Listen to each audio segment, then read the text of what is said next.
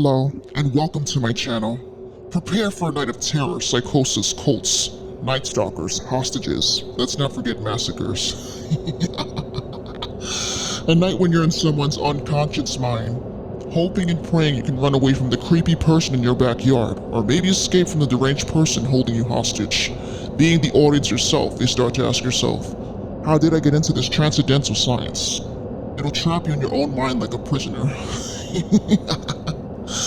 Lock your doors, say your prayers, stay out of the driveway, be aware of the bumps in the night, and the prickles in back of your neck during a good night's sleep.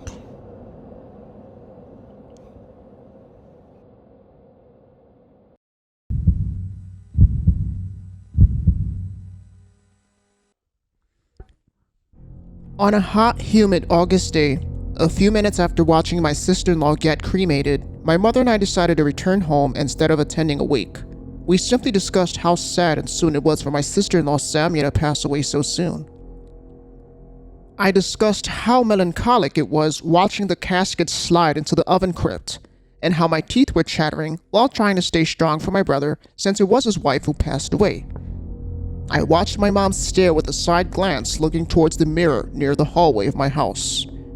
I asked her what was she looking at, and she tells me she feels like Samia's here. Just the way she said it and stared at the hallway made the hairs on the back of my neck stand up. I tell her that's impossible. She just passed away. My mom chuckled because she smelled the fear on me. She told me not to be afraid because Samia never had bad intentions. I played it off like I wasn't scared. I asked her, what makes you say she's here? My mom said, I feel like I just saw hair, black hair, and someone dressed in white, walking towards your brother's room. Later, at around 9 p.m., I decided to make a quick protein shake. Although it was summer, it felt a little chilly in my kitchen. While making a shake, I noticed one of my dogs was standing near my fridge. I noticed she just stood there with her head up staring towards my brother's room. I asked her, what is it, girl? She continues to stare. I looked towards the direction she was staring at. For some strange reason, I see the curtain in my brother's room blowing. The windows were shut. It was strange because it was a very humid August night. Once again, I tried to hide my fear. Before going to bed, I quickly washed the dishes and felt like I was being watched, but I also heard an ankle bracelet. It scared the shit out of me because I remember Samia always using an ankle bracelet. I rushed out of the kitchen, leaving the sink foamy, quickly running to my room. My mom was already snoring, and because of the fear I was experiencing, I began to have insomnia. I was too afraid to walk to the kitchen and make myself a vodka tonic. I thought maybe making a drink would help me sleep. I remained seated on my bed with my lights on. I realized my eyes were closing and I was trying to fight it. Sometimes when I'm fighting the pressure off something pushing me down during nightmares, I think I'm already woken up because I see myself turning on the bedroom lights and walking into my living room. And that's what happened. I walked out of my room and went into my dark living room with flames surrounding it. I remembered seeing Samia inside of a dark closet that was super tight and small. There she stood crying hysterically. But it looked as though she was experiencing agony. It looked as if she had no escape and she was trying to get out of the closet. I decided to walk up to the closet, but then I saw my father. He stopped me and told me not to look and to keep away, but then I realized it wasn't my father. The person's face transformed into a pale, devilish face. Its voice sounded atrocious. All I heard it say was, "You can't hide fear. It follows you all over the house. So does she." Then it pulled out a trident. I tried to step away from the fire surrounding me.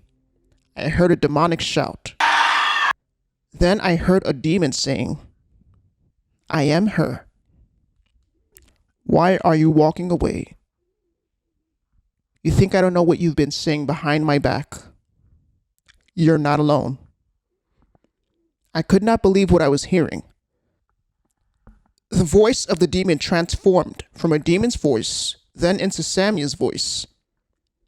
I looked at Samia and Samia stopped crying. Her eyes began to blur. You're just like the rest of them.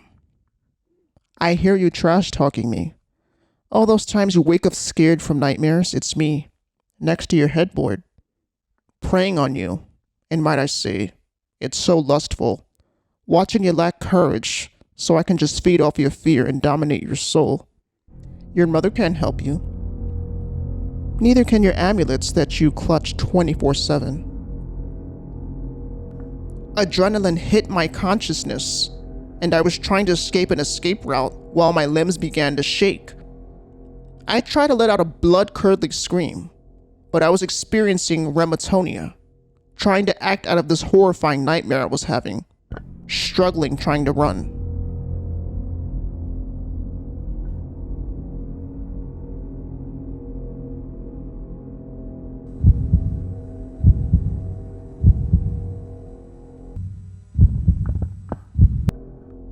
July 11th, 2020. I stood home alone with my 3 mixed breed dogs. I figured what could go wrong? I'll just have a few drinks in my house, lay in front of my fan, and watch movies.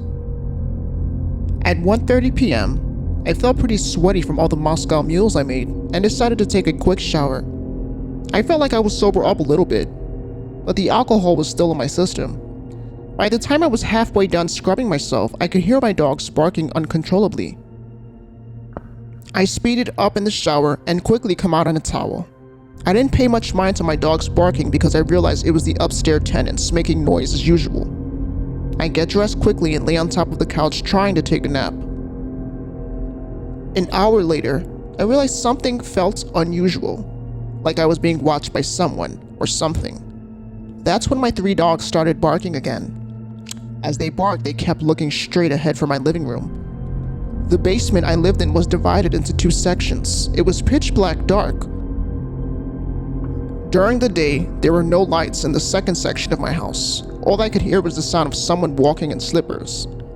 Now, I never get scared being home alone, but I knew something felt unusual. I remembered my grandmother passed away 3 months earlier, and her ashes were under the television in the living room inside of an entertainment TV cabinet. My mom told me in the past she always wore slippers in her house. But I thought, could it be her? I feel the footsteps getting louder. It felt as if someone was breaking into my house, especially the section where my brother's room was. I scrunched up on my couch terrified, wanting to call my father. My dogs continued to bark louder and louder. They continuously stared straight ahead towards the other side of the basement. I didn't even have the guts to check and see if someone was in my backyard. I got all types of ideas.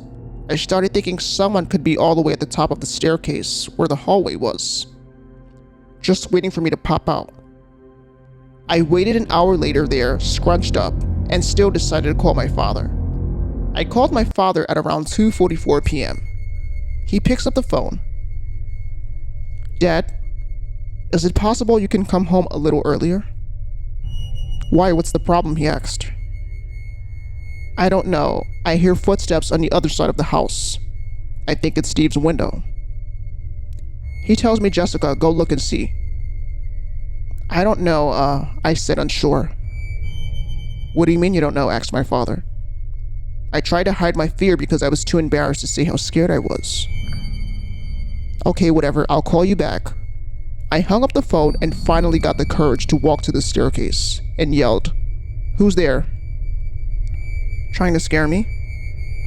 I acted tough but still terrified on the inside. I left the staircase and looked ahead towards my brother's room. As I was looking, I noticed a nightlight near my dirty clothes laundry. It was turned on. I saw a demonic figure who had a hunched back. I can see it staring at me while floating to my brother's room. I started praying and quickly turned on the kitchen lights fast and the second light near my brother's room. I turned around and saw the demonic figure stare at me with a menacing stare. That's when I fell on the floor. It was hard for me to get back up. Kind of like that paralyzed feeling when you're having sleep paralysis. The figure disappeared, but then all of a sudden a few glasses on the top of the counter fell and shattered into pieces. My dogs continued to bark. I heard a whisper. I feed off of it. I guess that meant it feeds over fear. I see its mouth opening, making a growling sound. I never was the type to get goosebumps when frightened. Instead, I felt the temperature in my body increase, and I started to sweat.